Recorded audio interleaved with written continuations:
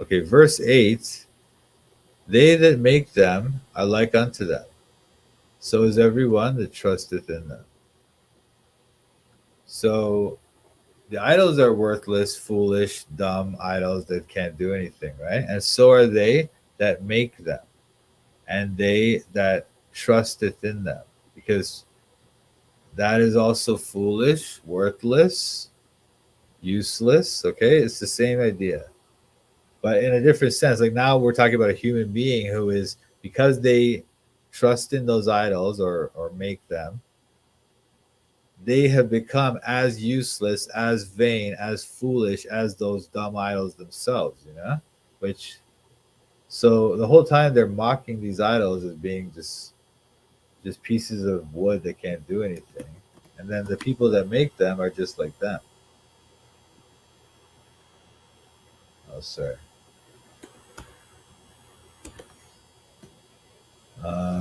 2 Kings 17:15.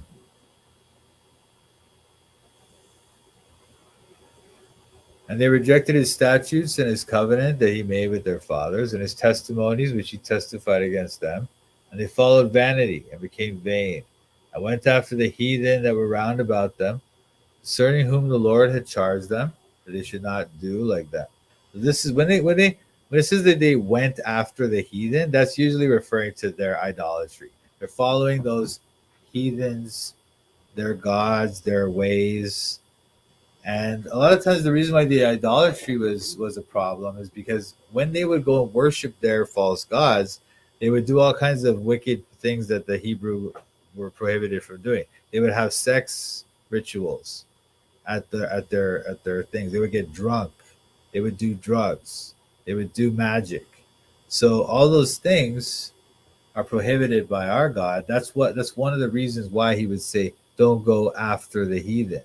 It's not just a matter of when you worship those gods, that's bad, but it's like all kinds of things that go along with their whole religion. It's all just bad, right? So that's the idea there. Let me show you some more scriptures where we see this. Isaiah 44. Oh, we just saw this, right? But wait. They that make a graven image are all of them vanity, and their delectable things shall not profit, and they are their own witnesses. They see not nor know that they may be ashamed. So it's the people who make the images. Now they're the ones that they see not nor know. You know.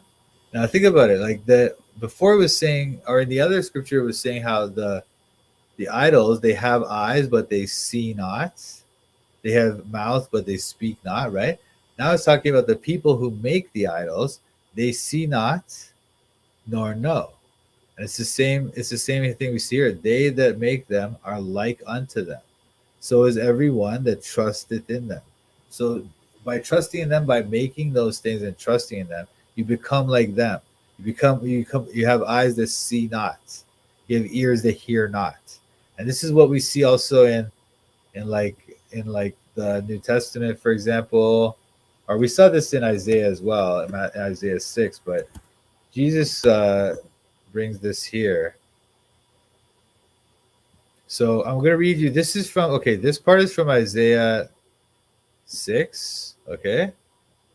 And then this part is Jesus is sort of expounding on the Isaiah prophecy, okay? So Isaiah 6, what he says, and in them is fulfilled the prophecy of Isaiah, which saith, by hearing ye shall hear and shall not understand, and seeing ye shall see and shall not perceive.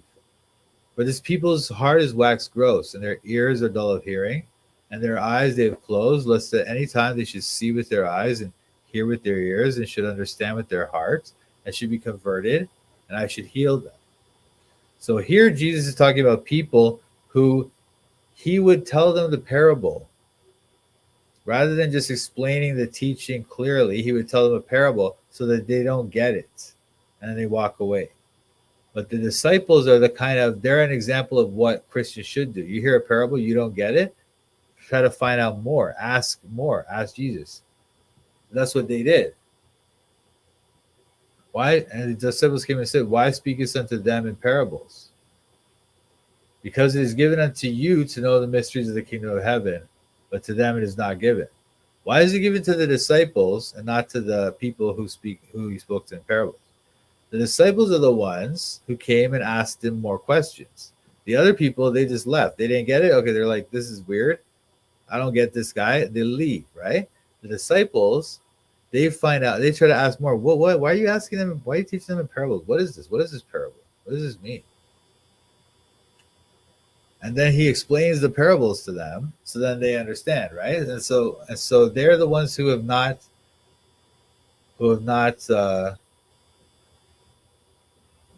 they have not closed their eyes, right? They have not let their heart wax gross. They have not let their ears become dull of hearing. Okay? And so that's what these people have become. They that make them are like unto them, right? These people that make idols and trust in idols, now their ears have become so they hear not, right? They have ears but they hear not. Noses have they but they smell not. They have hands, right? It's the same idea. It's that idea. I don't know. I hope I'm not beating a dead horse here. Sounds like the West today. Yeah, that's right. That's exactly right. Yes. So I guess so that tells me that you understand my point, and so I can move on here.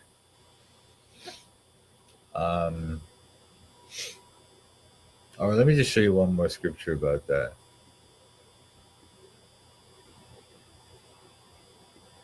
Or in Romans 1 from 20 to the end of the thing, he talks about how people kind of they know God but they deny him, right? They suppress the knowledge of him. They don't let the knowledge of God come into their minds and guide their life. They suppress that knowledge. For the invisible things of him from the creation of the world are clearly seen, being understood by the things that are made, even his eternal power and Godhead, so that they are without excuse. Because that when they knew God, they glorified him not as God. Neither were thankful, but became vain in their imaginations, and their foolish heart was darkened. Professing themselves to be wise, they became fools, and changed the glory of the uncorruptible God into an image made like to corruptible man, and to birds, and four-footed beasts, and creeping things. This is the idol, right? So the idol, the person that makes the idol has done this. They knew God. When they knew God, they glorified him not as God. Neither were thankful, but became vain in their imaginations, and their foolish heart was darkened. That's like the people in Psalm 115. It's the same thing. The exact same thing. It's the same thing from Matthew 13:15. Okay, it's the same thing, okay? So anyway. Okay.